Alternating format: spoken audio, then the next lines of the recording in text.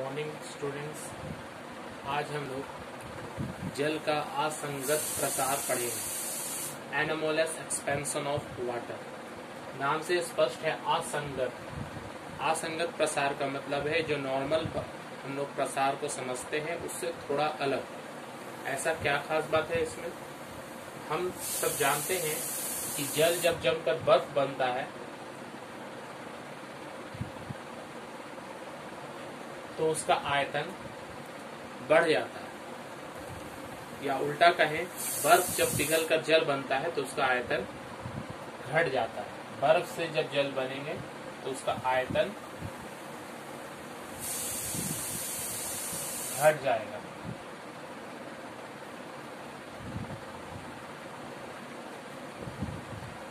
और अगर उल्टा हम कहें जल जब जमकर बर्फ बनेगा तो उसका आयतन बढ़ जाएगा।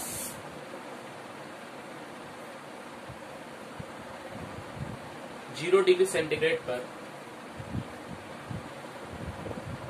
बर्फ जब पिघलकर 0 डिग्री सेंटीग्रेड वाला जल बनता है तो उसका आयतन घट जाता है। जब जल 0 डिग्री सेंटीग्रेड पर होगा उसका तापक्रम 0 से बढ़ाकर 1 डिग्री, 2 डिग्री, 3 डिग्री या 4 डिग्री तक करें तो हम देखेंगे इसका आयतन कम होते होते 4 डिग्री पर सबसे कम हो जाएगा। आयतन सबसे कम हो जाएगा, अर्थात आयतन न्यूनतम हो जाएगा।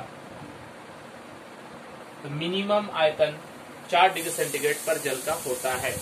हम लिखेंगे कि 4 डिग्री सेंटीग्रेड तापक्रम पर जल का आयतन न्यूनतम होता है। इसके बाद एक और चीज ध्यान देते हैं आप सब, घनत्व जिसे हम डेंसिटी कहते हैं। डेंसिटी इक्वल टू मात्रा बटा आयतन।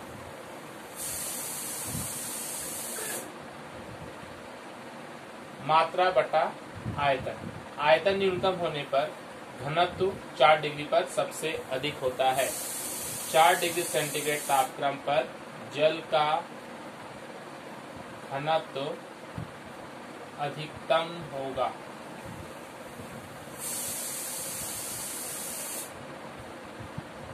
चार डिग्री सेंटीग्रेड तापक्रम पर जल का घनत्व अधिकतम होगा। जल के असंगत प्रसार को हम लोग 2 ग्राफ से समझेंगे।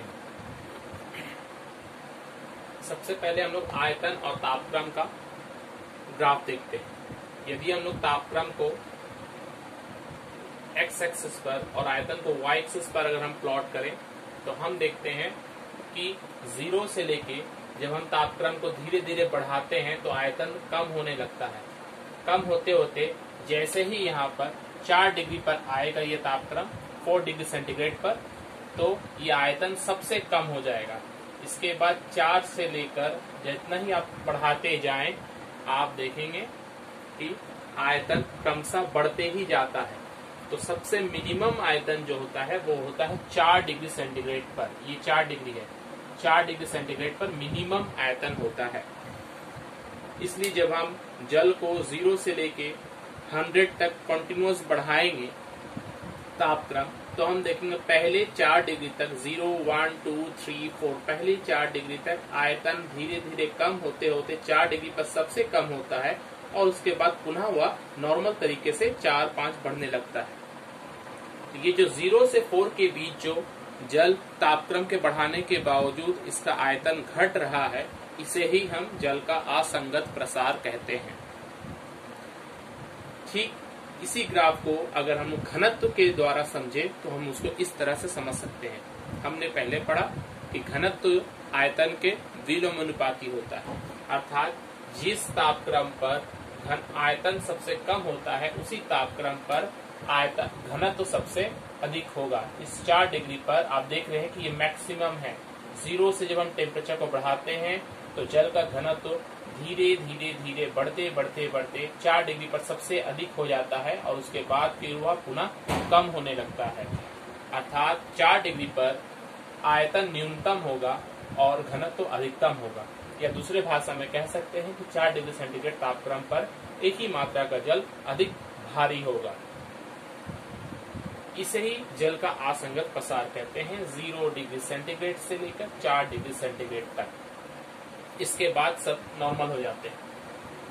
इस घटना का, जल की असंगत प्रसार का, दैनिक जीवन में कुछ हानि भी है और कुछ लाभ भी है। हम हानि और लाभ दोनों ही पढ़ेंगे।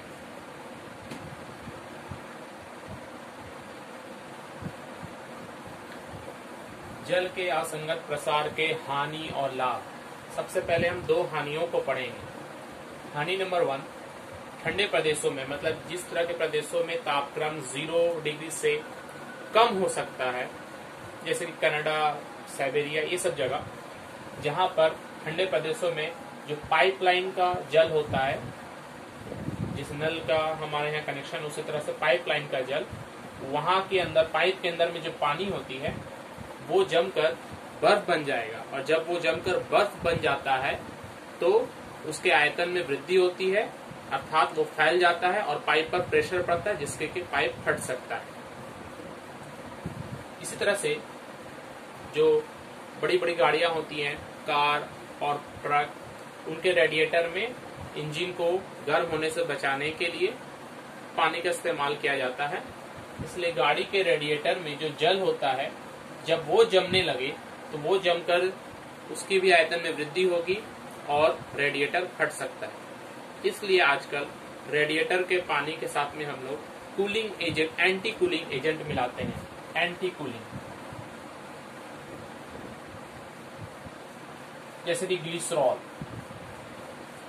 ग्लिसरॉल मिला देने पर वो पानी जल्दी जमेगा नहीं। इसे एंटी कूलिंग ना कहकर अगर हम एंटी फ्रीजिंग बोले तो ज्यादा बेहतर होगा, ताकि वो पानी जो हम उस पर रखे हैं वो फ्रीज ना करे, बर्फ ना बने। उसके लिए हम उसके साथ ग्लिसरॉल मिलाकर रखते हैं।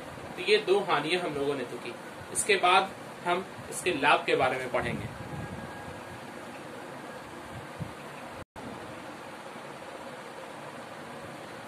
लाभ में देखें, ठंडे प्रदेशों,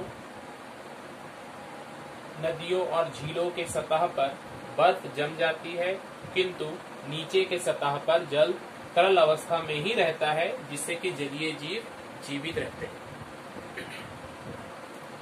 ठंडे प्रदेशों में क्या होता है, हम देखते हैं कि ऊपर का सतह पूरा बर्फ से ढक जाता है, मगर उस बर्फ के नीचे कुछ दूरी पर पानी जैसा है तरल अवस्था में ही रहेगा। इससे ये लाभ है कि जलीय जीव जंतु ये जम नहीं पाएंगे और ये जीवित रहेंगे। मगर ये घटना होती कैसे, इसे हमें एक्सप्लेनेशन देना होगा। कल्पना कर लो, मान लो कि एक तालाब है। तालाब में जल का जो सतह है, इसे हम 2-3 भागों में बांट सकते हैं। मान लेते हैं पहले पूरे पानी का तापक्रम 1, 2, 3, पूरे पानी का तापक्रम 10 डिग्री सेंटीग्रेड है। अब वायु का तापक्रम बहुत ठंडा होने के कारण 0 से कम हो गया है, अर्थात 0 ही मान के चलते 0 डिग्री हो गया है। जब वायु का तापक्रम 0 डिग्री हो जाएगा तो ऊपरी सतह का जो जल है, जो कि पहले 10 डिग्री पर है, वो ठंडा होना शुरू होगा।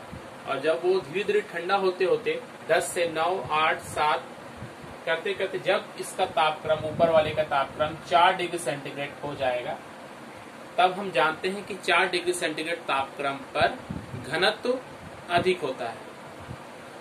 घनत्व अधिक होता है।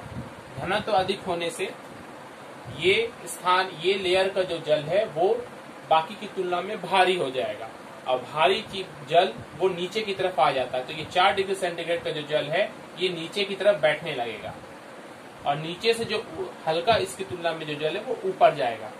पुनः यही घटना घटेगी 10 डिग्री पर ऊपर वाला सतह पर, फिर वो कम होते होते 4 डिग्री होगा और वो भारी होके फिर वो भी नीचे आ जाएगा। ये क्रिया बार बार होते होते पूरे सतह का तापक्रम यहाँ और पूरे हर जगह का तापक्रम 10 डिग्री से कम होते होते सब का सब 4 डिग्री हो जाएगा। ऑल सब 4 डिग्री हो जाएगा। अब 4 डिग्री होने के बाद ऊपर भी 4 डिग्री, नीचे भी 4 डिग्री, मगर वो तरल अवस्था में है। तो 4 डिग्री का पानी अब ऊपर का जो सतह है वो वायुमंडल के संपर्क में आकर वो और ठंडा होने की कोशिश करेगा। जैसे ही वो 4 से कम होगा, 3 डिग्री सेंटीग्रेड होगा, तो हम जानते हैं कि 4 डिग्री पर घनत्व सबसे अधिक होता है। इससे कम और इससे अधिक तापक्रम, कोई भी तापक्रम ले ले, 4 डिग्री सेंटीग्रेड पर ही अधिक होता है। तो कम होने पर वो घनत्व भी धीरे धीरे कम होने लगेगा। तो 4 डिग्री से जब ऊपर का तापक्रम जब 3 डिग्री सेंटीग्रेड पर पहुंचेगा तो वो घनत्व कम हो जाएगा, और घनत्व कम होने का मतलब है कि वो हल्का हो जाएगा, और हल्का पानी ऊपर में ही रहेगा और भारी पानी जो 4 डिग्री पर है वो नीचे में है। तो इसका तापक्रम 3 से और कम होगा, 2, 1, और वो 0 पहुंचकर वो धीरे धीरे 3 से कम होते होते जब वो 0 पहुंचेगा तो वो जम जाएगा। तो हम देखेंगे धीरे धीरे ऊपर की सतह का बर्फ जो है, बर्फ बन गया है, पानी जो है ये बर्फ बन गया है, ऊपरी हिस्सा में बर्फ है, किंतु निचले सतह का जो पानी है वो तरल अवस्था में ही बना हुआ है और ऊपर बर्फ है। और चूंकि बर्फ पानी से हल्का होता है इसलिए बर्फ ऊपर में ही तैरता है और नीचे में पानी रहती है, ये पानी ऊपर नहीं आ पाती है ताकि वो जम पाए। तो नीचे तरल अवस्था में बना रहने के कारण जलीय जीव जंतु वहां पर सुरक्षित रहेंगे। यहाँ एक और ध्यान देने वाली बात है कि बर्फ जो होता है वो उष्मा का कुचालक होता है, इसलिए जो नीचे का जो पानी है ये बर्फ के संपर्क में रहते हुए भी ये कभी जमेगा नहीं, क्योंकि ये जमने के लिए जो आवश्यक गुप्त उष्मा होती है जल के लिए 80 कैलोरी पर ग्राम, इसका वो त्याग ही नहीं कर पाएगी, ये उष्मा ये बाहर छोड़ नहीं पाएगी, क्योंकि बीच में बर्फ है जो कि उष्मा को ऊपर जाने नहीं देगा, जिससे कि हम देखेंगे कि निचले सतह का पानी किसी भी अवस्था में ना ही बर्फ के संपर्क में और ना ही वायु के संपर्क में आने से भी वो जम नहीं पाता है।